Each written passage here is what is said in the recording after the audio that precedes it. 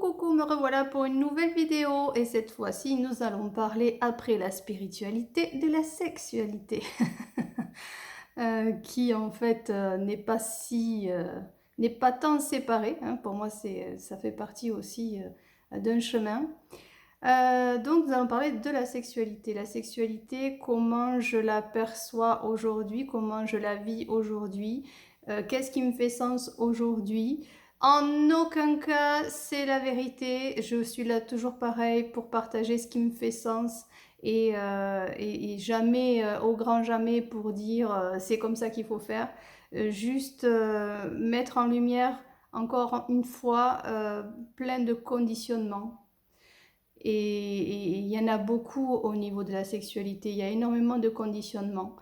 Je vais parler de la femme et de son comportement envers l'homme, de l'homme avec le comportement envers la femme aussi.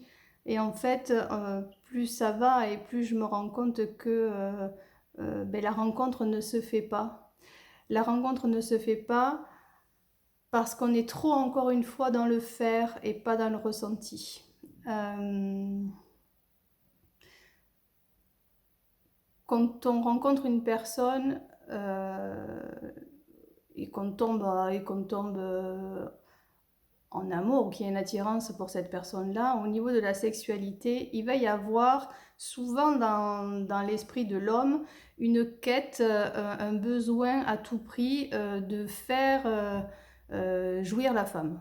Donc, comme si il partait au combat. Il fallait à tout prix il faut à tout prix qu'il réussisse cette partie-là, quoi. Sinon, c'est pas un bon coup. C'est pas un homme, c'est pas un homme, un animal, un mâle. Voilà, c'est pas le véritable mâle. Mais au grand Dieu que ça sépare encore plus de la femme. Ça le sépare encore plus et la rencontre ne se fait pas parce qu'il est dans cette quête de bien faire. Or, quand, à mon sens, toujours pareil, quand on est dans un acte d'acte sexuel, on n'est pas là pour faire. Et la femme, c'est exactement la même chose. Et je l'ai été moi aussi dans cet état-là. C'est vraiment en mode, il faut à tout prix que l'homme prenne son plaisir, il faut à tout prix que je lui plaise, il faut à tout prix qu'il soit excité.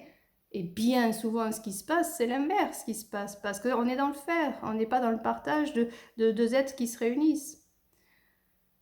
C'est très subtil, mais tellement puissant quand on le vit. Et moi, je l'ai vécu dans le tas, hein. J'ai aujourd'hui 41 ans et je l'ai vécu, je crois que j'avais 38-39 ans, quoi. Donc c'est juste pour mettre en lumière à quel point on est complètement conditionné, à quel point le sexe qui nous est montré au travers des films est complètement erroné. Et maintenant, en plus, avec Internet, il y a tout et n'importe quoi. On va s'imaginer que c'est la taille qui va faire, la taille du sexe de l'homme qui va faire jouir une femme. Mais en aucun cas, c'est ça. En aucun cas, c'est tout ça. Et pourtant, Dieu sait que c'est là. Dieu sait qu'il y a énormément de comparaisons qui se créent chez l'homme. Et chez la femme, c'est aussi un autre chemin. Il n'y a pas un qui fait jouir l'autre. C'est vraiment une union et une rencontre qui se fait dans un plan d'abandon. On est vraiment dans l'abandon de l'autre. Et au travers de l'autre, en fait, au travers de l'amour que je donne à l'autre, je reçois et je perçois et c'est beaucoup plus fort. C'est carrément autre chose que le mécanisme. Il faut que j'aille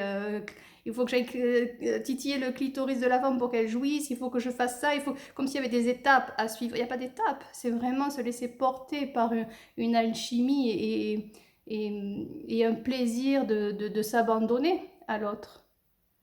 Alors évidemment, ça se passe et c'est plus fort encore quand il y a un lien qui se crée en dehors de l'acte sexuel, quand il y a une confiance qui se crée, quand il y a vraiment quelque chose d'aimant en dehors de l'acte sexuel, dans la vie de tous les jours. Et c'est encore plus fort après. Mais rien n'est mal. Je reviens à cette notion de bien ou de mal parce que je pense que toute étape est utile pour l'avoir vécu. J'ai eu plusieurs hommes en même temps, ça m'est arrivé.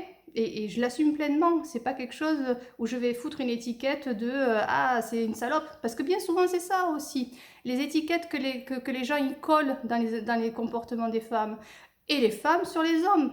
Combien de femmes sont castratrices aujourd'hui juste parce qu'elles regagnent leur confiance dans leur pouvoir féminin, mais elles écrasent l'homme. Et du coup, on n'est plus dans un partage, on est dans un jeu de domination. Ou parce que je gagne en puissance et parce que je suis sûre de moi, ou parce que j'ai ce pouvoir d'exciter l'homme ou de plaire à l'autre. Et on rentre dans des jeux qui ne sont plus du tout l'amour véritable, on n'est plus du tout dans ça. Je sais pas si je suis claire, mais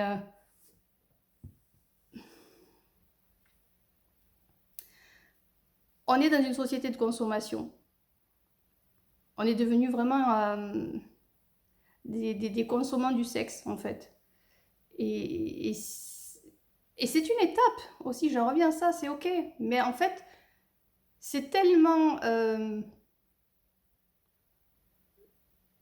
peu par rapport au beau que c'est, que je dis quel dommage. Je dis quel dommage. Donc voilà, je suis pas là pour dire encore une fois, c'est comme ça qu'il faut le vivre. Mais ça revient toujours à l'amour de soi, ça revient toujours à comment je m'aime et comment je m'abandonne à ce que je suis pour pouvoir m'abandonner à l'autre. C'est énorme en fait, c'est que quand je suis avec un partenaire, quand je suis avec lui, c'est vraiment, j'ai une confiance quoi, j'ai une confiance aveugle et je savoure le moment présent pleinement sans me projeter dans à tout prix une quête de jouissance ou à tout prix quelque chose parce que c'est là où ça se passe pas. Et c'est très très fort quand c'est vécu comme ça. Euh, Je sais pas comment ça va être perçu, et puis on s'en fout. On s'en fout. Je suis juste là pour partager un ressenti qui me fait sens. Et ouais, j'aimerais vraiment que ce truc-là se propage parce qu'il y a de plus en plus de féminisme et j'ai l'impression que ça sépare encore une fois plus qu'autre chose. Et que ça cassera encore plus les hommes en fait, ça les libère pas du tout, ça leur donne pas cette puissance euh, d'homme. Et la rencontre ne se fait pas, c'est quelque chose de trop au-dessus de l'iceberg quoi, c'est juste futile. Il y a tellement de personnes en fait dans ce monde qui sont en mode célibataire, il y a tellement de personnes qui ont tant d'amour à donner et dès qu'on rentre dans une relation, et bien hop de suite il y a ce mécanisme-là qui s'enclenche en me disant oui il faut à tout prix que je prouve que je suis... Non, il n'y a rien à prouver, il y a toujours une fois qu'à être. Et c'est très fort quand c'est partagé de cette façon-là, c'est juste magique, on rentre dans un univers qui est absolument beau et toujours pareil, il y a pas d'étiquette, il n'y a pas de jugement, il n'y a rien de tout ça, il y a juste du partage. Il y a juste du partage. Mais pour ça, il faut être dans l'abandon complet et une confiance aveugle. Même là. Eh oui, même là. Surtout là. Voilà, j'espère que ça vous aura parlé. Je reviendrai encore une fois sur l'homme et la femme parce qu'en fait, c'est vraiment là où ça se passe le plus. C'est vraiment là où c'est le plus formateur. C'est vraiment là où il y a un échange, il y a quelque chose. Euh, Bah, le couple, c'est, je crois, le meilleur apprentissage parce que c'est être complètement entre le personnage et l'être et savoir faire la différence lorsque le personnage réagit et qu'en fait on n'est plus du tout dans l'être.